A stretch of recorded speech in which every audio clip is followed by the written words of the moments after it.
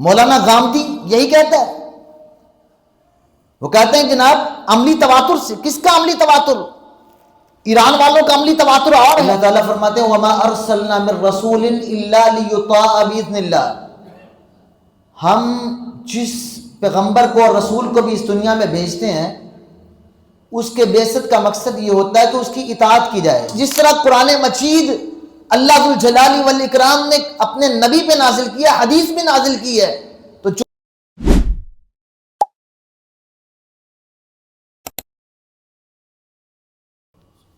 السلام علیکم ورحمۃ اللہ وبرکاتہ۔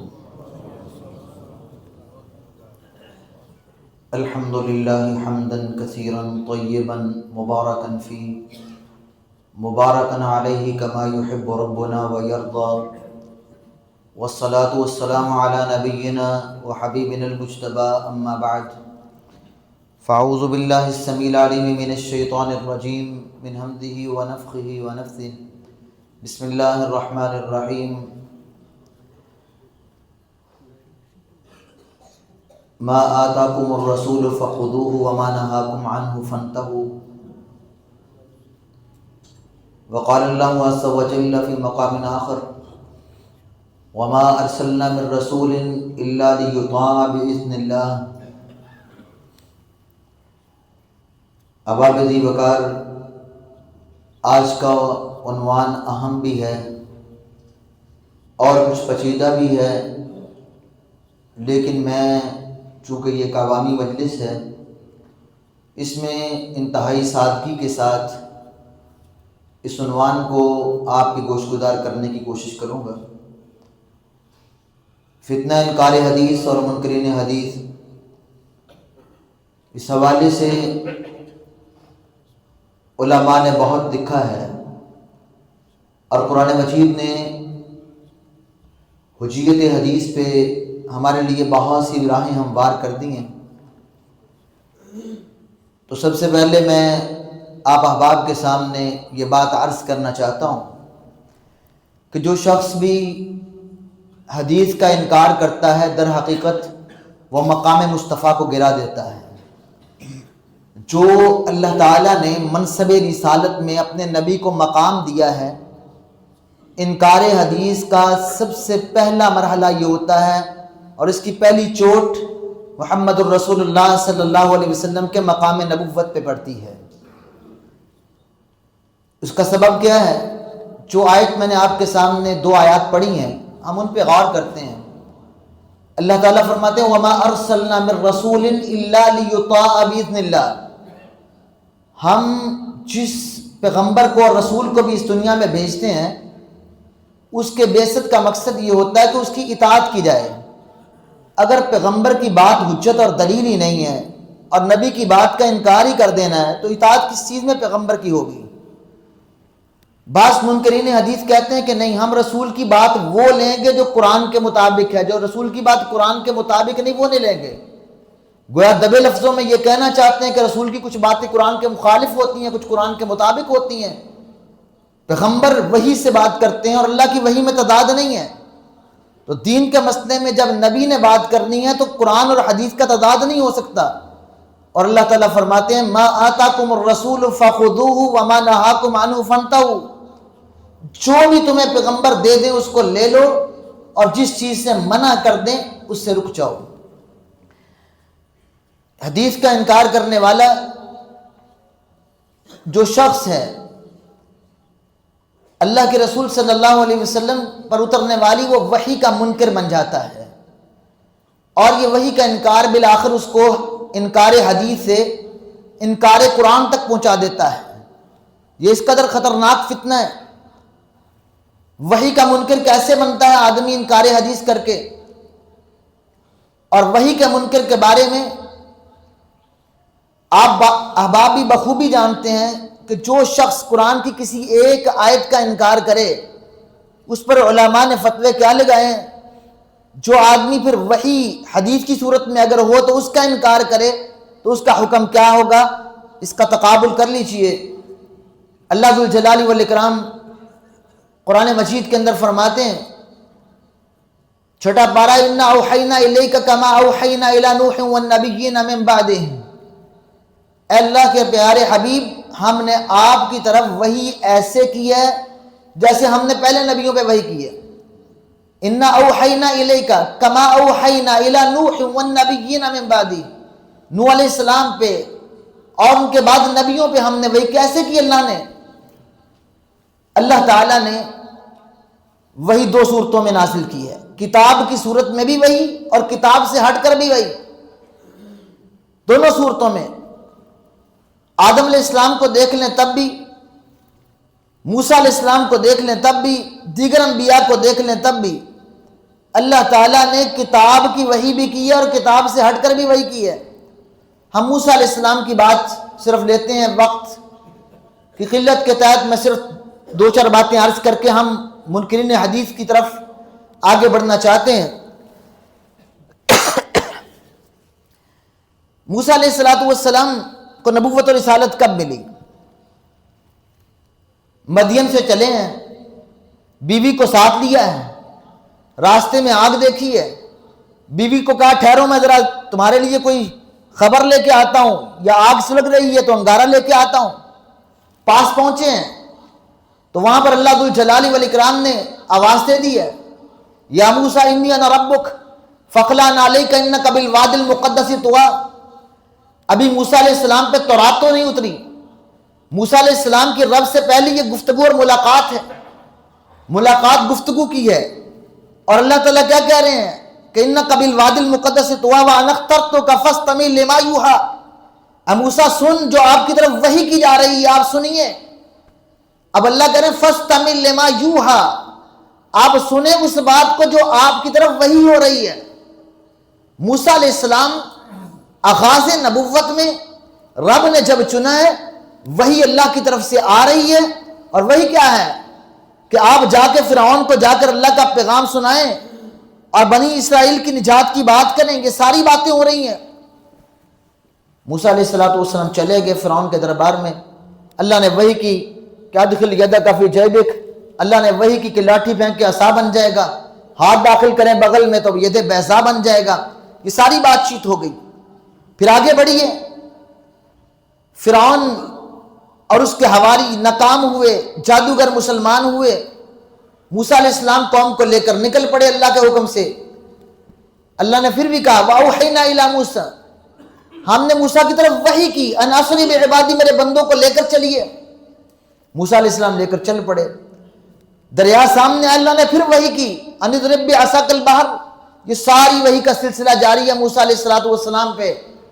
اور اللہ نے پھر کتاب کب دی؟ جب یہاں سے نجات پائی، بنی اسرائیل کے لوگوں کو لے کے کوہ طور پر گئے، وہاں پر اللہ نے کتاب دی تورات کی صورت میں۔ تو معلوم کیا ہوا کہ تورات ملنے سے پہلے موسیٰ علیہ السلام کا انتخاب، وحی کا بہت بڑا سلسلہ اللہ ذو الجلال والاکرام نے کتاب سے ہٹ کر اللہ تعالیٰ نے موسیٰ علیہ السلام کو عطا کیا۔ تو جو شخص حدیث کا انکار کرتا ہے وہ گویا وحی کا انکار کر رہا ہے۔ کیوں؟ اللہ کہہ رہے انا اوحینا الیک کما اوحینا الی نوح والنبیین من بعد، ہم نے آپ کی طرف جیسے نوح علیہ السلام اور بعد کے نبیوں کی طرف وحی کی ہے ویسے وحی کی ہے۔ تو موسیٰ علیہ السلام پہ وحی دو طرح کی ہے، ایک تورات کی صورت میں اور ایک اس کے علاوہ اللہ کی ڈائریکٹ وحی ہے۔ تو اللہ کے نبی پر بھی قرآن کی صورت میں بھی وحی ہے، حدیث کی صورت میں بھی وحی ہے، دونوں وحیاں رسول اللہ صلی اللہ علیہ وسلم پر موجود ہیں۔ جب ہم قرآن مجید کو مانیں گے اور حدیث کا انکار کریں گے تو یہ وحی کا انکار ہے۔ اور اللہ تعالیٰ نے سورہ اعراف آیت نمبر 3 اللہ فرماتے ہیں 8واں پارہ اتبعوا ما انزل الیکم من ربکم، تم سب کو یہ حکم ہے کہ تم اس کی اتباع کرو جو تمہاری طرف نازل کیا گیا۔ اب اللہ کے نبی صلی اللہ علیہ وسلم پہ کیا نازل ہوا؟ جو حدیث کا انکار کرتا ہے وہ منزل من اللہ چیزوں کا منکر ہوتا ہے، منزل من اللہ چیزوں کا۔ اللہ نے کیا نازل کیا؟ اللہ فرماتے ہیں لا تحرک به لسانک لتعجل به ان علینا جمعہ وقرآنہ ثم ان علینا بیانہ۔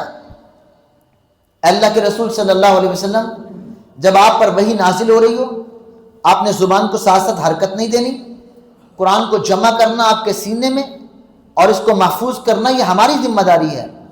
ثم ان علینا بیانہ، پھر اس قرآن مجید کا بیان بھی ہماری ذمہ داری ہے۔ کون کہہ رہے ہیں؟ اللہ تعالیٰ، کہ قرآن ہے ایک اور ایک قرآن کا بیان ہے، اور قرآن کا بیان کرنے کے لیے اللہ نے کیا فرمایا؟ قرآن مجید کا ایک اور مقام، وَأَنزَلْنَا إِلَيْكَ الذِّكْرَ لِتُبَيِّنَ لِلنَّاسِ مَا نُزِّلَ إِلَيْهِمْ۔ اللہ کے پیغمبر ایک وہ ہے مَا نُزِّلَ إِلَيْهِمْ، جو ان کی طرف نازل کیا گیا قرآن، اور ہم نے اس کی وضاحت کے لیے بھی انزلنا الیک الذکر، ہم نے آپ کی طرف ذکر نازل کیا ہے۔ گویا قرآن کی وضاحت، قرآن کی تشریح، قرآن کے معانی کا مفہوم، قرآن کے مبہمات کی تفصیل، قرآن مجید کی اصطلاحات کی وضاحت، عبادات کے طور طریقے اور معاملات کی تفاصیل، ہر چیز اللہ نے بیان کی ہے، اور اللہ ذوالجلال والاکرام کی طرف سے یہ منزل من اللہ ہے۔ تو ان ساری باتوں کا اگر ہم خلاصہ لیں تو قرآن مجید اللہ کی کلام ہے، وحی ہے۔ حدیث بھی اللہ کے پیغمبر کی جو صحیح ثابت ہو جائے وہ وحی ہے۔ جس طرح قرآن مجید منزل من اللہ ہے، اس کا بیان جو اللہ کے نبی نے حدیث کی صورت میں کیا دیا وہ بھی منزل من اللہ ہے۔ جس طرح قرآن مجید اللہ ذوالجلال والاکرام نے اپنے نبی پہ نازل کیا، حدیث بھی نازل کی ہے، تو جو شخص حدیث کا منکر ہے وہ وحی کا، منزل من اللہ چیزوں کا، قرآن کے بیان کا اور پیغمبر کی جو اتھارٹی اور حیثیت ہے کہ قرآن کے موافق ہو یا قرآن سے اضافہ ہو۔ بعض لوگ کہتے ہیں جی ہم حدیث کے منکر تو نہیں، لیکن ہم قرآن مجید پہ کسی اضافے کو نہیں مانتے، جو قرآن مجید کے عین موافق ہو وہ لیں گے۔ اگر یہ عین موافق ہی لینا تھا تو ما آتاکم الرسول فخذوہ کی اتھارٹی جو پیغمبر کی تھی، وہ اتھارٹی اور حیثیت اور شارع کی جو حیثیت تھی وہ حیثیت کہاں جائے گی؟ تو رسول اللہ صلی اللہ علیہ وسلم کے مقام نبوت اور رسالت کو گرانا ہے۔ جو آدمی انکار حدیث کرتا ہے، اللہ کی وحی کا انکار کرنا ہے، اور جس چیز کی اتباع کا حکم ہے اس کو ترک کرنا ہے۔ لہذا منکرین حدیث بہت بڑے جرم کے مرتکب اور یہاں تک کہ اپنے ایمان میں سالم نہیں رہتے جو لوگ انکار حدیث کرتے ہیں۔ حضرت، جب ہم معاشرے پہ نگاہ دوڑاتے ہیں تو ہمیں انکار حدیث کی بہت سی صورتیں نظر آتی ہیں، اور اگر ہم تاریخ پہ نگاہ دوڑائیں تو منکرین حدیث کا ایک لمبا سلسلہ نظر آتا ہے۔ میں اگر آپ کو اوائل دور میں لے جاؤں تو معتزلہ فرقہ تھا، عقلیات پہ اعتماد کرنے والا۔ اللہ تعالیٰ کی جو صفات قرآن مجید میں بیان ہوئی یا احادیث میں بیان ہوئی، یہ لوگ اللہ کی صفات کی تعویل کرتے تھے یا انکار کرتے تھے؟ معطلہ انکار کرتے تھے۔ اب احادیث میں جو اللہ کی صفات بیان ہوئی وہ ان احادیث کے بھی منکر تھے، ان احادیث کو نہیں مانتے تھے۔ تو یہ انکار حدیث کا سلسلہ معتزلہ، جہمیہ اور اسی طرح معطلہ سے شروع ہوا۔ پھر اسی طرح خارجی لوگ تھے جو خوارج تھے، وہ لوگ اہل بیت کی فضائل کی احادیث جو موجود تھی اللہ کے نبی نے فرمائی تھی، ان احادیث کے پہلو تہی کرتے تھے، اعراض کرتے تھے۔ اور جو رافضی لوگ تھے، صحابہ کی شان میں، فضائل صحابہ میں، مقام صحابہ میں جو احادیث تھی ان کا انکار کر دیتے تھے۔ یہ سلسلے روافض نے شروع کیے، یہ سلسلے خوارج نے شروع کیے، یہ سلسلے معتزلہ نے شروع کیے۔ پھر یہ سلسلہ آگے بڑھا جب فقہا نے اپنے اپنے مسائل پر اپنی اپنی اصطلاحات گھڑ لیں، تو کسی نے کہا اس حدیث کا راوی غیر فقیہ ہے لہذا حدیث ابی ہریرہ کا انکار کر دو۔ کسی نے کہا کہ یہ خبر احاد ہے لہذا قرآن مجید کے ساتھ ٹکراؤ آ گیا ہے، قرآن پہ اضافہ نہیں ہو سکتا۔ قرآن مجید نے تو کہا فقرؤ ما تیسر من القرآن، جو تمہیں میسر ہے قرآن پڑھو۔ حدیث کہہ رہی ہے لا صلاۃ لمن لم یقرأ بفاتحۃ الکتاب۔ ہم حدیث کی وجہ سے قرآن مجید کے عموم کو ختم نہیں کریں گے، لہذا ہم نے لا صلاۃ لمن لم یقرأ بفاتحۃ الکتاب کا ہم نے یہ معنی کر لیا کہ نماز کامل نہیں ہوتی، کوئی سورہ فاتحہ کے بغیر بھی نماز پڑھے تو نماز ہو جاتی ہے۔ اس طرح فقہا نے اصطلاحات کے ساتھ خبر احاد کہہ کے احادیث کا انکار کر دیا، رد کر دیا۔ یہ استخفاف حدیث تھا۔ پھر یہ سلسلے چلتے رہے، پھر کوئی کلی منکرین حدیث بھی آئے۔ عبداللہ چکڑالوی اس نے کلی انکار حدیث کر دیا۔ آپ کے شہر گجرانوالہ میں محمد رمضان مستری ہوتا تھا، کلی انکار حدیث کر دیا۔ لاہور میں حشمت علی لاہوری تھا، کلی انکار حدیث کر دیا۔ غلام احمد پرویز دبے لفظوں میں کلی انکار حدیث ہی کر رہا تھا، ظاہر کرتا تھا میں تاریخ کے اس کی حیثیت مانتا ہوں، اور جہاں دل کیا کوئی حدیث کو ساتھ لے کر اپنا معنی نکال بھی لیا، جہاں دل کیا انکار کر دیا۔ پھر حمید الدین فراہی آیا، اس نے فراہی فکر کے ساتھ، اپنی عقلیات کے ساتھ اور الگ الگ اپنے اصول ضابطے بنا کر حدیث کا استخفاف بھی کیا اور انکار کی راہ کھولی۔ شاگردوں میں امین احسن اصلاحی آیا، اس نے سنت کے مقام پر کتابیں لکھ کے، اپنے خود مبادئ حدیث لکھ کے، اپنے خود ساختہ اصول وضع کیے۔ ہمارے شیخ مولانا اسماعیل سلفی رحمہ اللہ وجیت حدیث کتاب لکھ کے ان سارے فتنوں کا رد کرتے رہے۔ شیخ عبد الرحمن کیلانی رحمہ اللہ نے آئینہ پرویزیت میں ان سارے منکرین حدیث کا رد کیا۔ پھر اس کے بعد دور حاضر میں جوید احمد غامدی آیا، اس نے اپنی فکر کے ساتھ مرکز ملت کی بجائے اس نے تواتر عملی کا نام لیا، سنت کی خود ساختہ تعریف کر کے انکار حدیث کی راہ کھولی، اور پھر بہت سی احادیث قرآن مجید کی آیات کے مفہوم کو بگاڑ کر سنت کی تشریح کو پیچھے کر کے اپنی منمانی تعویلات کے ساتھ انکار حدیث کا دروازہ کھولتے چلے گئے۔ تو حضرات یہ انکار حدیث کی ایک لمبی تاریخ ہے، اور ہر دور میں ایسے لوگ ہوتے رہے، لیکن کچھ لوگوں نے حدیث کا انکار اپنے خود ساختہ اصولوں کی وجہ سے کیا، کچھ لوگوں نے انکار اپنی عقل کی وجہ سے کیا، اور کچھ لوگوں نے یہ سمجھا کہ اگر اس حدیث کو مانیں گے تو قرآن سے تضاد آئے گا، حالانکہ عقل میں تضاد تھا۔ اور اس میں بڑے بڑے نام آتے ہیں، بڑے بڑے نام۔ سر سید احمد خان، یہ وہ شخص تھا جس نے قرآن مجید کی تفسیر لکھی، قرآن مجید کی آیات کا بھی انکار کر گیا۔ جتنے معجزات ہیں، اور نبی کا معجزہ کیا ہوتا ہے جو عقل میں نہیں آتا، قرآن مجید کے معجزات کی تعویلات جہاں کی ہے وہاں حدیث کے اندر پیغمبر کے جتنے معجزات کا تذکرہ ہے ان ساری حدیث کا انکار کر دیا۔ حالانکہ محدثین نے معجزات کا باقاعدہ عنوان قائم کیا۔ امام ترمذی رحمہ اللہ نے معجزات کا، انبیاء کی نبوتوں کی نشانیوں کا محدثین نے باب قائم کر کے علامات النبوہ کے طور پر باقاعدہ کتابیں لکھی۔ ان ساری حدیث کا انکار عقل کی بنیاد پر سر سید احمد نے کر دیا۔ علامہ شبلی نعمانی نے بہت سی حدیث کا انکار کیا۔ مولانا مودودی نے سیاستہ کی کتنی روایات کا انکار کر دیا۔ شیخ عبداللہ محدث روپڑی رحمہ اللہ نے باقاعدہ کتاب لکھی کہ احادیث سیاستہ کا انکار مولانا مودودی نے کس کس رنگ میں کیا ہے۔ مثال کے طور پہ صحیح بخاری کی حدیث ہے جس میں ابراہیم علیہ السلام کی 3 باتوں کا تذکرہ ہے، جس میں انہوں نے کہا کہ ستاروں کی طرف نظر جڑا کے کہا کہ میں سقیم ہوں۔ قرآن نے بھی بیان کیا فَنَظَرَ نَظْرَةً فِي النُّجُومِ فَإِنِّي سَقِيمٌ، قرآن کی بات بھی تھی، حدیث میں بھی ہے۔ دوسری انہوں نے بات کی تمہارے بڑے نے یہ کام کیا ہے، قرآن بھی کہتا فَرَاغَ إِلَىٰ آلِهَتِهِمْ فَقَالَ أَلَا تَأْكُلُونَ، جب انہوں نے پوچھا کس نے من فعل هذا بآلهتنا، تو انہوں نے کہا بل فعلہ کبیر، ان کے بڑے نے کیا، پوچھو اس سے۔ یہ بات تو قرآن میں بھی تھی۔ اب ایک بات کا اضافہ تھا، تو مولانا مودودی نے صحیح بخاری کی، صحیح مسلم کی اس حدیث کا واضح انکار کر دیا، کہتے ہیں میں اس کو روایت نہیں مانتا۔ تو حضرات انکار حدیث کی بہت سی صورتیں، اور پھر کچھ ایسے بھی آئے کہ جنہوں نے اندھی تقلید کی راہ اختیار کر کے جمود اختیار کیا۔ واضح قرآن کی آیات، صحیح صریح حدیث، امت کا عمل، صحابہ کا عمل، واضح چیزیں، لیکن چونکہ میرا مسلک، میرا گروہ، میرا امام، میرا بڑا، اس کی بنیاد پر ایک نہیں 20 مسائل میں احادیث کو پس پش ڈال دیا، زبان سے انکار نہیں کیا، عمل سے انکار کر دیا۔ تو یہ انکار حدیث کے راستے بہت سے لوگوں نے بنائے۔ اس حوالے سے میں آپ احباب کے سامنے چند گزارشات عرض کرنا چاہوں گا ان فتنوں کے متعلقہ اور ان کے استدلالات کے متعلقہ اور ان کے باتوں کے متعلقہ۔ سب سے پہلی بات تو یہ ہے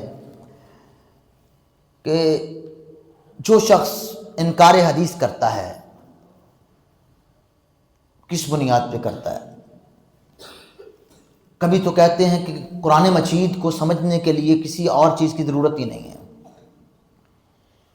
قرآن عربی میں نازل ہوا ہے، لہذا ہم اشعار کی صورت میں جو عربی موجود ہے، نثر کی صورت میں عربی موجود ہے، لغت کی صورت میں عربی موجود ہے، ہم عربی لغت کے ذریعے قرآن کو سمجھ لیں گے، کیونکہ اللہ تعالیٰ نے قرآن عربی لعلکم تعقلون عربی قرآن نازل کیا تاکہ تم عقل کرو، تو لہٰذا ہم اپنی سمجھ بوجھ کے ساتھ قرآن مجید کو عربی لغت کے ساتھ ہم سمجھ لیں گے۔ ایسے لوگوں کے لیے بہت سی مثالوں میں سے میں صرف ایک بات عرض کروں گا، اگر یہ ایسی ہی بات ہوتی کہ عقل سے ہی ساری چیزیں سمجھ آتی ہیں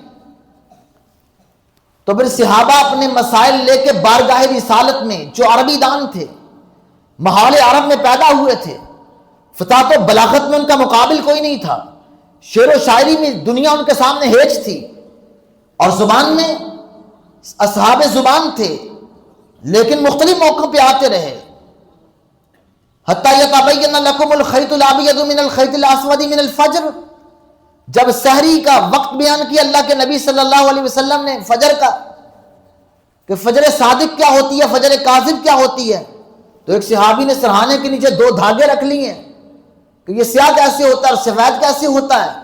اللہ کے نبی میرے سرہانے کے نیچے تو کوئی دھاگا سفید سے سیاہ اور سیاہ سے سفید کوئی نہیں ہوا۔ اللہ کے پیغمبر نے فرمایا کہ تو نے قرآن مجید کی آیت تو پڑھی، لیکن اس کے لفظ کا تو نے ظاہری معنی لیا ہے، جو تو نے سمجھا یہ ایسا نہیں ہے۔ جب تک پیغمبر نے وضاحت نہیں کی کہ سفید دھاگے سے مراد فجر صادق کا طلوع ہونا ہے اور سیاہ دھاگے سے مراد رات کی تاریکی ہے، جب تک پیغمبر نے وضاحت نہیں کی، عربی جاننے والے، ماحول عرب میں رہنے والے، صحبت پیغمبر میں رہنے والے، جن کی نگاہوں کے سامنے قرآن نازل ہو رہا تھا، وہ بھی نہ سمجھ سکے۔ لہذا یہ ایک بہت بڑا دھوکہ ہے کہ ہم اپنی عقل سے ہی سارا کچھ سمجھ لیں گے، ایسا نہیں ہوا کرتا۔ قرآن کی آیت نازل ہوتی ہے، الذین آمنوا ولم یلبسوا ایمانہم بظلم اولئک لہم الامن وہم مہتدون۔ قرآن کی آیت نازل ہوئی، صحابی کہتے ہیں ہمیں سمجھ نہیں آئی، ہمیں سمجھ نہیں آئی، اللہ کے پیغمبر سمجھائیں۔ اینا لن یظلم، ہم میں سے کون ہے جس نے ظلم نے کیا، ہم تو مارے گئے، امن کہاں ملے گا ہمیں؟ آپ نے فرمایا جو تم سمجھے ہو وہ مراد نہیں ہے۔ قرآن پڑھ رہے تھے، عربی دان تھے، فرمایا تم سمجھے وہ نہیں، جب تک پیغمبر نے وضاحت نہیں کی جو منصب رسالت تھا۔ وَأَنزَلْنَا إِلَيْكَ الذِّكْرَ لِتُبَيِّنَ لِلنَّاسِ مَا نُزِّلَ إِلَيْهِمْ۔ اے پیغمبر آپ کی تھارٹی اور حیثیت یہ ہے کہ آپ قرآن کی وضاحت کریں گے، لوگوں کو بات بتائیں گے، آپ فیصلہ کریں گے، آپ کی بات حجت اور دلیل ہوگی۔ اور آپ نے کیا کہا کہ اس ظلم سے مراد شرک ہے، پھر دلیل کے طور پہ قرآن پیش کیا، ان الشرک لظلم عظیم۔ اور جو شخص پیغمبر کو یہ اتھارٹی اور حیثیت نہیں دیتا کہ قرآن کی وضاحت اپنی عقل سے لینا چاہتا ہے، گویا وہ اپنی عقل کو نبی کی عقل سے اوپر کر رہا ہے، نبی کی وحی سے اوپر کر رہا ہے۔ اور ایسے لوگوں کے بارے میں قرآن نے کیا کہا ہے؟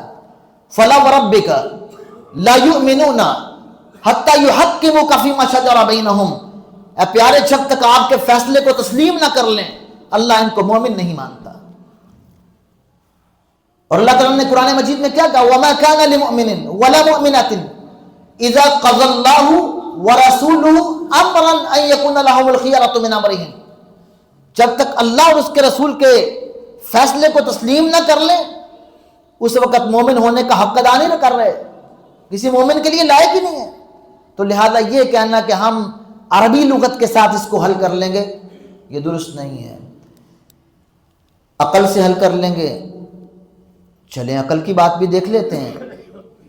عقل سے قرآن کو حل کرنا ہے تو قرآن مجید میں اللہ نے کہا ہے الصلاۃ، الصلاۃ کا لفظ ہے نماز۔ کیا ہے نماز؟ صوفی کہتا ہے نماز تو دل کی نماز ہوتی ہے، نماز قائم کرو، کہتا ہماری نیتی قضا کی تھی ایک ہی ہوتی ہے، ہماری تو پڑھی پڑھائی ہے، وہ صلات کا یہ معنی لے رہا ہے۔ مرید کے میں ایک آدمی منکرین حدیث میں سے شامل ہے، اس نے کہا نماز کا کیا معنی ہوتا ہے؟ ہم جو خطبہ واز کرتے ہیں اسی کو نماز کہتے ہیں۔ تیسرا اٹھا، اس نے کہا کہ نماز کا مطلب یہ ہے کہ تم لوگوں سے اچھے تعلقات قائم کرو، یہی نماز ہے۔ اب نماز کا مفہوم کہاں سے لیں گے؟ صلاۃ کسے کہتے ہیں؟ میں قرآن مجید کے 3 مقامات سے صلاۃ کا لفظ پڑھتا ہوں، مفہوم متعین کر لے کوئی آدمی اپنی عقل سے۔ اللہ فرماتے ہیں اقیم الصلاۃ، نماز قائم کریں۔ دوسرا مقام وصلی علیہم، آپ ان پر نماز پڑھیں۔ تیسرا مقام اولئک علیہم صلوات من ربہم ورحمہ، ان کے اوپر نماز ہے۔ اب اگر صلات کا معنی ہر جگہ پر ایک ہی ہے اور وہ سلسلہ جہاں لوگ چلے آ رہے ہیں عقل سے پہچان لیں، اب 3 لفظ پڑھے ہیں میں نے، معنی متعین کوئی آدمی کرے، اس کا معنی متعین پیغمبر کریں گے کہ نماز کیا ہوتی ہے۔ جب تک نبی نے معنی متعین نہیں کیا نماز کا معنی متعین نہیں ہوتا۔ اگر آپ نماز اللہ اکبر سے شروع کر رہے ہیں، سلام پر آپ ختم کر رہے ہیں، قرآن مجید کو آپ بسم اللہ کی بات سے پڑھ کر آپ والناس کی سین تک پڑھ لیں، کسی قرآن کے لفظ کا یہ معنی نہیں ہے کہ آپ نے نماز کا آغاز بسم اللہ سے کر کے السلام علیکم ورحمۃ اللہ پہ ختم کرنا ہے، تو ساری امت مان رہی ہے، پھر یہ طریقہ کہاں سے آیا؟ رکوع پہلے کرنا ہے یا سجدہ پہلے کرنا ہے؟ قرآن مجید نے تو ہمیں نہیں بتایا، کون بتائے گا؟ رکوع میں ہاتھ اوپر رکھنے ہیں، گھٹنے پہ رکھنے ہیں، چھوڑنے سیدھے کرنے، کون بتائے گا؟ کھڑے کیسے ہونا کون بتائے گا؟ پھر سجدے میں کیسے سجدہ کرنا ہے؟ کوئی زمین پہ جھک کر رہا ہے، کوئی بیٹھ کے آدمی کر رہا ہے، کوئی آدمی صرف ناک لگا رہا ہے، کوئی پیشانی لگا رہا ہے، کون کیسے بتائے گا؟ پڑھنا کیا ہے رکوع میں، سجدے میں کیا پڑھنا ہے، قیام میں کیا پڑھنا ہے، تشہد میں کیا پڑھنا ہے، ہاتھ کیسے رکھنے، کون بتائے گا؟ یہ عقلیات سے ساری چیزیں حاصل نہیں ہوتی۔ ایک آدمی نماز شروع کرتا ہے، پہلے تشہد کرتا ہے، پھر سجدہ کر لیتا ہے، پھر رکوع میں چلا جاتا ہے، پھر قیام میں چلا جاتا ہے۔ اب ایک منکرین نے حدیث سے کہیں رد کر کے دکھاؤ اس کا، یہ صحیح کر رہا ہے کہ نہیں؟ دوسرا اٹھتا ہے، وہ رکوع سے شروع کر لیتا ہے، پھر قیام کرتا ہے، پھر تشہد کرتا ہے، پھر سجدے کر لیتا ہے۔ اب کوئی منکرین نے حدیث بتایا کس کا عمل صحیح ہے کس کا غلط ہے؟ بتائے گا وہی جس کو پیغمبر کی اہمیت ہے، منصب رسالت کا پاس ہے، جو سچا مومن ہے، کتاب و سنت کو مانتا ہے، رب کی وحی کو مانتا ہے، اللہ کی نازل کردہ چیزوں کو مانتا ہے، پورے قرآن پہ یقین رکھتا ہے، وہ مانے گا کہ لقد کان لکم فی رسول اللہ اسوۃ حسنہ، تمہارے لیے نبی نمونہ ہے۔ اگر پیغمبر کی حدیث کو درمیان سے نکال دیا جائے تو مجھے بتائیے کہ اسوہ رسول ہمیں کہاں سے ملے گا؟ اسوہ رسول ہم کہاں سے حاصل کریں گے؟ وہ رسول اللہ کا اسوہ حدیث مصطفیٰ سے ملے گا۔ زکوٰۃ ادا کرنی ہے، کیا معنی ہے زکوٰۃ کا؟ وآتوا الزکاۃ قرآن نے مجھے فرمایا ہے۔ سیدنا یحییٰ علیہ الصلوۃ والسلام کے بارے میں اللہ کہتے ہیں وَحَنَانًا مِن لَدُنَّا وَزَکَاةً، ہم نے ان پر نرمی اتاری ہے اور زکوٰۃ اتاری ہے۔ وَيُعَلِّمُهُمُ الْكِتَابَ وَالْحِکْمَةَ وَيُزَکِّیہِم، نبی یزکیہم کر رہے ہیں۔ اب جو آدمی کہتا ہے میں عقل سے قرآن صحیح کر لوں گا، سمجھ لوں گا، وہ سمجھ کر دکھائے زکوٰۃ کسے کہتے ہیں؟ زکوٰۃ ایک اصطلاح ہے، عقلیات سے سمجھ نہیں آتی، وہ رسول اللہ کی وضاحت سے سمجھ آتی ہے۔ آپ نے بتایا 20 دینار ہوں، سال گزر جائے پھر زکوٰۃ ہے، 200 درہم چاندی ہوگی، سال گزر جائے پھر زکوٰۃ ہے۔ عشر دینا ہے تو اس کے لیے معیار زمین اتنا غلہ نکالے گی پھر عشر دینا ہے، پانی والی زمین ہے تو عشر دینا ہے، محنت سے پانی لگا رہے تو نصف عشر دینا ہے۔ یہ سارے اصول ضابطے قرآن میں تو ذکر نہیں ہے۔ گویا جو شخص حدیث کا انکار کرے گا بالآخر وہ قرآن سے بھی ہاتھ دھو بیٹھے گا۔ یہ اتنا بڑا فتنہ ہے کہ آدمی کو وہ منکر قرآن بنا کے چھوڑتا ہے، منکر قرآن، منکر وحی، منکر نزول من اللہ، منزل من اللہ کا منکر بنا کے چھوڑتا ہے. یہ اتنا بڑا فتنہ. پھر کوئی اٹھا، اس نے کہا نہیں میں دین کو عملی تواتر سے سمجھ لوں گا. مولانا غامدی یہی کہتا ہے. وہ کہتے ہیں جناب عملی تواتر سے. کس کا عملی تواتر؟ ایران والوں کا عملی تواتر اور ہے، شام والوں کا اور ہے، بحرین والوں کا اور ہے، پاکستان والوں کا اور ہے، اور مغربی ممالک کا اور ہے. کس کا عملی تواتر لیں گے؟ اب کوئی ہاتھ چھوڑ کے نماز پڑھ رہا ہے، کوئی ہاتھ باندھ کے ہے، کوئی نیچے ہے، کوئی اوپر ہے. کس کا عملی تواتر ہے؟ کیا سارے صحیح؟ پھر دین کس چیز کا نام ہے؟ کس کا عملی تواتر لیں گے؟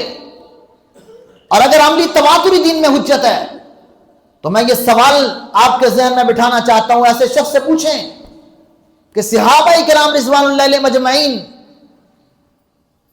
جن پہ رسول اللہ کی نبوت کی تجلیاں براہ راست علم نبوت کی صورت میں پڑی تھیں، انہوں نے دین پہ کیسے عمل کیا تھا؟ ایک صحابی ڈائریکٹ پیغمبر سے سن رہا ہے بات کو، دیکھ رہا ہے نبی کے عمل کو، وہاں پر عملی تواتر کیا تھا؟ وہاں تو بالکل قریب کی بات تھی، تواتر تو ہوا ہی نہیں تھا. عملی تواتر کہاں سے آ گیا؟ صحابہ کا اس کا مطلب یہ ہے کہ عمل کرنے کے لیے دین کا معیار کچھ اور تھا اور آج کے دور میں معیار کچھ اور ہوگا. ایسا نہیں ہے.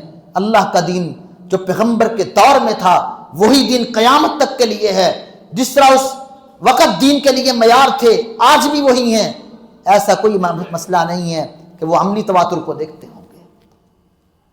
حضرات پھر افسوس کی بات تو یہ ہے کہ جو لوگ بھی منکرین حدیث عقل کی بنیاد پر جتنے اصول بناتے ہیں ان کو اپنے ہاتھوں سے توڑ دیتے ہیں. اس کی بہت سی مثالیں موجود ہیں. میں صرف 2-3 باتیں عرض کر کے اپنی بات کو آخری پیرائے میں لے جانا چاہتا ہوں. باتیں بہت ہیں لیکن وقت نہیں ہے. کچھ آپ رات میں بھی بیدار رہے ہیں، میں بھی کوئی لمبی گفتگو نہیں کرنا چاہتا. کچھ لوگوں نے سنت کے معنی کو بگاڑ دیا. مولانا جاوید احمد غامدی کہتے سنت صرف 27 چیزیں ہیں، صرف 27. سنت کسے کہتے ہیں؟ رسول اللہ کے قول کو صحابہ نے سنت کہا، اللہ کے رسول صلی اللہ علیہ وسلم کے عمل کو صحابہ نے سنت کہا. آپ کے سامنے کوئی عمل ہوا، آپ نے خاموشی کی اختیار کی، صحابہ نے اس کو سنت کہا. اب ایک چیز عربی دان صحابی جس کو سنت کہہ رہے ہیں اور محدثین نے پھر اسی چیز کو رسول اللہ کے اقوال، افعال، تقریرات اور آپ کے اوصاف کے تذکرے سب کو سنت کے دائرے میں داخل کیا. لیکن جاوید احمد غامدی کہتے کہ نہیں، سنت وہ ہے جو دین ابراہیمی سے عملی تواتر کے ساتھ چلی آئی ہو، اس کو سنت کہتے ہیں. یہ ایک نئی اصطلاح ڈال کے دین کا حلیہ بگاڑ کے رکھ دیا، پھر اپنے اصول کو کئی مرتبہ توڑ دیا. حضرات منکرین حدیث اللہ کے قرآن کے ساتھ، رسول اللہ کی حدیث کے ساتھ ظلم کرتے ہیں. میں سمجھتا ہوں اور آپ بھی اس بات کو بخوبی سمجھ لیں کہ حدیث کے بغیر قرآن مجید پر عمل ممکن ہی نہیں ہے، ممکن ہی نہیں. الحج اشہر معلومات، حج کے معلوم مہینے ہیں، کون بتائے گا کہ اشہر معلومات کون سے ہیں؟ قرآن میں تو ذکر نہیں ہے. قرآن مجید نے یہ بات کہی ہے، ان عدت الشہور عند اللہ 12 شہرا فی کتاب اللہ یوم خلق السماوات والارض منها 4 حرم. 4 حرمت والے مہینے کون بتائے گا؟ مچھلی آپ سب لوگ کھاتے ہیں اور مردہ بھی کھاتے ہیں، ذبح تو مچھلی ہوتی نہیں. جو ہمارے پاس مچھلی آتی کیسے آتی ہے؟ مردہ مچھلی آتی ہے، کھاتے ہیں مردار. حالانکہ قرآن کہتا حرمت علیکم المیتۃ والدم، تو کس نے اس کو حلال کر دیا؟ کلیجی کھاتے ہیں، خون ہے، کیوں کھاتے ہیں؟ والدم، قرآن نے کہا خون حرام ہے، کیوں کھاتے ہیں؟ رسول اللہ کی حدیث کی وجہ سے. رسول اللہ صلی اللہ علیہ وسلم نے فرمایا احلت لنا میتتان، 2 مردار اللہ نے ہمارے لیے حلال کر دیے ہیں. ایک مچھلی اور ایک ٹڈی جو دریائی ٹڈی ہوتی ہے، اس کو آپ مار گرائیں، ذبح نہیں کر رہے، وہ تمہارے لیے حلال ہے۔ اور دو خون اللہ نے حلال کیے ہیں، الکبد والطحال، یہ تلی اور کلیچی اللہ نے حلال کر دی ہے، خون ہے، حالانکہ خون تو حرام تھا۔ رسول اللہ کی حدیث کے مطابق عمل ہوگا قرآن کی روشنی میں، 20 مثال لیں، ہزاروں سلسلے قرآن مجید کے اندر موجود ہیں جو اس بات پہ دلالت کرتے ہیں کہ اللہ کے نبی صلی اللہ علیہ وسلم پر وحی آتی تھی، صحابہ مانتے تھے، قرآن سے ہٹ کر آتی تھی، صحابہ مانتے تھے، اس کو حجت اور دلیل مانتے تھے۔ اور اللہ کے نبی صلی اللہ علیہ وسلم نے فرمایا تھا میری امت میں بڑے فرقے ہوں گے، بڑے فرقے، حق پر ایک جماعت ہوگی، مان علی الیوم و اصحابی، جس پر میں اور میرے صحابہ قائم ہیں۔ اور وہ کیا منہج تھا؟ القرآن و سنہ، یعلمہم الکتاب والحکمہ، کتاب بھی تھی، حکمت بھی تھی، قرآن بھی تھا، حدیث بھی تھی، قرآن بھی تھا، اللہ کے رسول پر آنے والی وحی اور بھی تھی۔ اس کی بھی 20 قرآن میں مثالیں موجود ہیں۔ صرف ایک مثال یا 2 مثالیں عرض کر کے آخری بات میں ہم جاتے ہیں۔ حضرات، قرآن مجید میں اللہ تعالیٰ نے اس بات کا تذکرہ کیا وَمَا جَعَلْنَا الْقِبْلَةَ الَّتِي كُنْتَ عَلَيْهَا إِلَّا لِنَعْلَمَ مَنْ يَتَّبِعُ الرَّسُولَ مِمَّنْ يَنْقَلِبُ عَلَىٰ عَقِبَيْهِ۔ قرآن مجید دوسرا پارہ، مکے سے مدینہ ہجرت کر کے آگے، مدینے میں پہنچے تو آپ کو کیا حکم ہوا؟ کس طرح منہ کریں؟ بیت المقدس کی طرف۔ مانتے ہیں نا قبلہ اول ہے ہمارا، سارے مانتے ہیں۔ پورے قرآن میں مجھے بتائیں کہ اللہ نے بیت المقدس کی طرف منہ کر کے نماز پڑھنے کا حکم کب دیا تھا؟ قرآن میں کہا ہے؟ پھر جو 16 سے 17 مہینے صحابہ نے بیت المقدس کی طرف منہ کر کے نماز پڑھی ہے، میرے نبی نے پڑھائی ہے، قرآن میں نہیں تھا، تو یہ آیت کہتی ہے وَمَا جَعَلْنَا الْقِبْلَةَ الَّتِي كُنْتَ عَلَيْهَا إِلَّا لِنَعْلَمَ، اس قبلے کی طرف رخ کرنے کا ہم نے حکم دیا تھا، ہم آزمائش کرنا چاہتے تھے نبی کی بات مانتا کون سا ہے اور کون نبی کی بات سے پھرتا ہے۔ مَن يَتَّبِعُ الرَّسُولَ، اللہ نے کیا کہا؟ کس کی اتباع کرنی ہے؟ تو رسول نے اپنی مرضی سے کیا ہے۔ لِنَعْلَمَ، اللہ کہتے ہم جاننا چاہتے تھے۔ پورا قرآن پڑھ لیں، بتائیے یہ حکم کہاں تھا؟ اس کا مطلب یہ ہے کہ نبی پر قرآن سے ہٹ کر وحی آتی تھی، نبی بیان کرتے تھے، وہ حدیث مصطفیٰ ہوتی تھی، سنت مصطفیٰ تھی، صحابہ اس پر عمل کیا کرتے تھے۔ قبلہ تبدیل ہو گیا، ایک آدمی جا کر، ایک آدمی وہ جا کر کہہ رہا ہے کہ اللہ کے رسول نے بیت اللہ کی طرف منہ کر کے نماز پڑھی، صحیح بخاری کی حدیث ہے، لہذا تم بھی کر لو۔ ایک آدمی خبر احاد سن کر، ایک آدمی کی بات سن کے نماز کی حالت میں صحابہ نے قبلہ تبدیل کر لیا۔ کسی نے نہیں کہا مجھے تواتر عملی چاہیے، مجھے تو یہ خبر احاد پہ عمل نہیں کرنا۔ یہ سارے بات کے بنائے ہوئے غلط قانون ہے جو نبی کی حدیث کو رد کرنے کے لیے بنائے گئے، کسی نے نہیں کہا۔ حضرات، بدقسمتی کی بات یہ ہے کہ تقلید کے اندھیر نگری نے لوگوں کو منکرین حدیث بنا دیا، اور عقل کی خرابی نے قرآن کا فیصلہ کیا کہ عیسیٰ علیہ السلام آئیں گے، وَإِنَّهُ لَعِلْمٌ لِلسَّاعَةِ، 25واں پارہ، عیسیٰ علیہ السلام کی آمد قرآن کہتا ہے یہ نشانی ہے قیامت کی۔ مستدرک حاکم کی حدیث ہے، رسول اللہ صلی اللہ علیہ وسلم نے یہ آیت پڑھی قرآن کی اور اس کی تفسیر بیان کی، لَيَنزِلَنَّ فِيكُمُ ابْنُ مَرْيَمَ حَقًّا عَدْلًا، قیامت سے پہلے ضرور عیسیٰ علیہ السلام حاکم عادل بن کے آئیں گے۔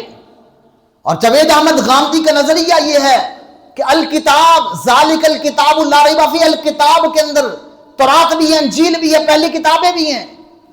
اب تورات و انجیل کو آپ اٹھا کر دیکھ لیں، انجیل کہتی ہے کہ عیسیٰ علیہ السلام آ کے دجال کا خاتمہ کریں گے، آمد عیسیٰ کا تذکرہ، دجال کا تذکرہ تو بائبل میں بھی موجود ہے۔ لیکن جاوید احمد غامدی کہتے ہیں عیسیٰ علیہ السلام دوبارہ نہیں آئیں گے، دجال کا وہ منکر ہے، یاجوج ماجوج کا وہ منکر ہے۔ عقلیات کی بنیاد پہ احادیث کے سارے سلسلے کا انکار۔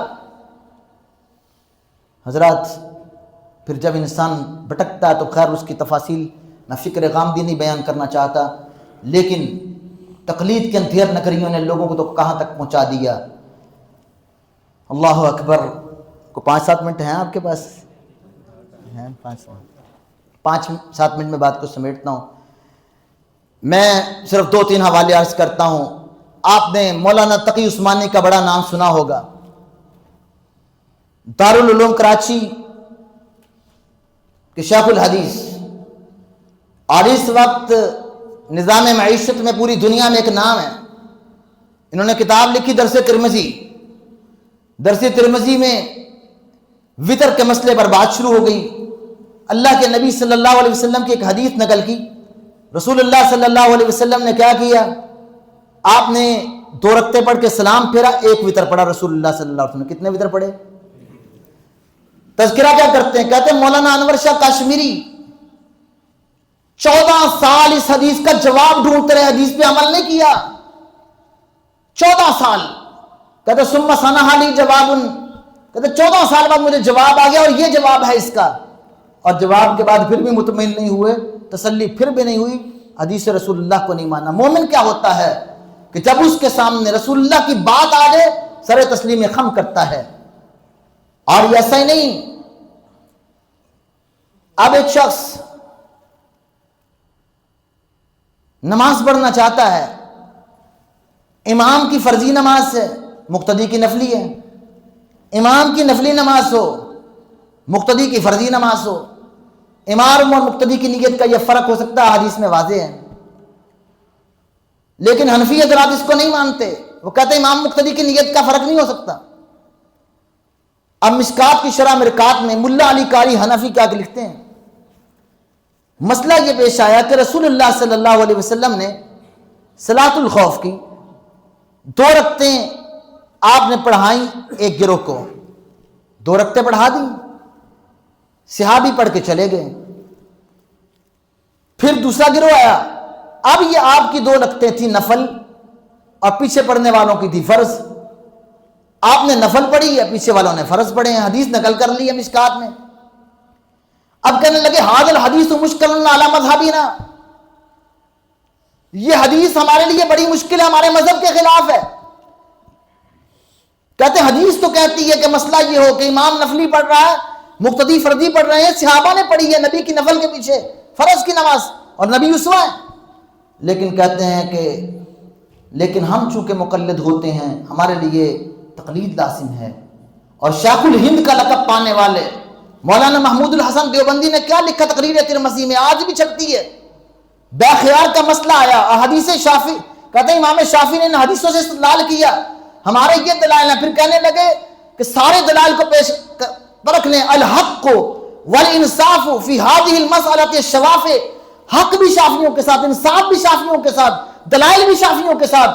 ولکن نحن مقلدون یجب علینا تقلید امامنا ابی حنیفہ، یہ نہیں کہا ہم حدیث مان لیں، کہا نہیں، امام ابو حنیفہ کی تقلید واجب ہے. سیدنا ابو ہریرہ رضی اللہ عنہ کی حدیث صحیح مسلم میں ہے، کتا برتن میں منہ ڈال جائے تو اللہ کے نبی صلی اللہ علیہ وسلم نے فرمایا 7 مرتبہ دھوئیں. لیکن فقہ حنفی کہتی ہے کہ نہیں، ابو ہریرہ غیر فقی ہے، یہ حدیث ہم نہیں مانتے، اس حدیث کو ہم تو 3 مرتبہ والا فتویٰ مانیں گے. لہذا وہ عبداللہ ابن مسعود سے ثابت ہے رضی اللہ عنہ، جس کو چاہا مان لیا، جس کو چاہا نہ مانا. آج بھی آپ نے قامت ڈبل سنی ہے، فجر کی اذان بھی ترجیح والی اذان ہوئی ہے، لیکن ہدایہ میں واضح لکھا ہے، انہوں نے کہا ترجیح کی اذان کو ہم تسلیم نہیں کرتے. اللہ کے نبی صلی اللہ علیہ وسلم نے مکے میں مؤذن ابو محذورہ کو مقرر کیا. جب سے اللہ کے نبی نے مقرر کیا زندگی بھر ترجیح والی اذان پڑھتے رہے، اللہ کے نبی نے سکھائی. لیکن مجبوری ہے کہ چونکہ میرا مسلک یہ ہے میں نہیں مانتا. حضرات یہ انکار اور حدیث اور استخفاف حدیث کے راستے ہیں. پھر ایک مسئلہ نہیں، اللہ کے نبی صلی اللہ علیہ وسلم استسقاء کی نماز 2 رکعت پڑھ رہے ہیں، جہری قرات کے ساتھ پڑھ رہے ہیں، نہیں مانتے لوگ. صلاۃ الکسوف آپ پڑھتے ہیں، کیسے پڑھتے ہیں؟ صحیح بخاری کی حدیث ہے، میرے نبی نے 2 رکعتیں پڑھی اور آپ نے 4 رکوع کیے ہیں، 4 سجدے کیے ہیں، صحیح بخاری کی حدیث ہے. 2 رکعت نماز پڑھی ہے، لیکن ہدایہ میں صریح لکھا ہے کہ نہیں، ہم عام رکعت کی طرح ہی پڑھیں گے. آپ نماز میں 2 سجدوں کے درمیان رب اغفر لی یا اللہم اغفر لی ورحمنی پڑھتے ہیں، لیکن صریح لکھا ہے کہ 2 سجدوں کے درمیان ہم کسی دعا کو ثابت نہیں مانتے. مدینے کو اللہ کے نبی نے کہا تھا، اللہ میں جس طرح مکے کو خلیل اللہ نے حرم بنایا میں مدینے کو حرم بناتا ہوں. آپ اٹھا کے فقہ حنفی کی کتابیں اٹھائیں، وہ مدینے کو حرم نہیں مانتے. حضرات ایک بات کیا کہ میں چاہوں تو 20 روایات احادیث اللہ کے نبی کی یہاں رکھ سکتا ہوں کہ جس کو صرف تقلید کی جھونپڑی میں آ کر بند کر کے مسلکوں کی قید میں لوگوں نے حدیث کا انکار کر دیا. کوئی اٹھے ہم مسلمین ہوتے ہیں, ہم عذاب قبر کی حدیث کو نہیں مانتے, ہم مسلمین ہوتے ہیں, ہم فلاں اجرت کی حدیث کو نہیں مانتے, ہم چونکہ مسلمین ہوتے ہیں ہم اپنی مرضی سے جو ہمارا امام کہے گا وہ مانیں گے. حضرات یہ اپنے اپنے اماموں کو رسول اللہ سے بڑھ کر درجہ دے دینا, یہ استخفاف رسول اللہ, استخفاف وحی ہے. تو آخری بات یہی میں کہوں گا کہ جو شخص کسی بھی صورت میں انکار حدیث کی طرف جاتا ہے در حقیقت وہ مقام مصطفیٰ کو گراتا ہے, اللہ کے انتخاب کو گراتا ہے, سیرت مصطفیٰ کو گراتا ہے, اسوہ رسول کا انکار کرتا ہے, اور پیغمبر کی اتھارٹی جو اللہ نے بنائی ہے اس کا انکار کرتا ہے, جو بالآخر اس کو انکار قرآن تک لے جاتا ہے. اللہ ذوالجلال والاکرام ہمیں ان تمام فتنوں سے محفوظ فرمائے. وآخر دعوانا الحمدللہ رب العالمین.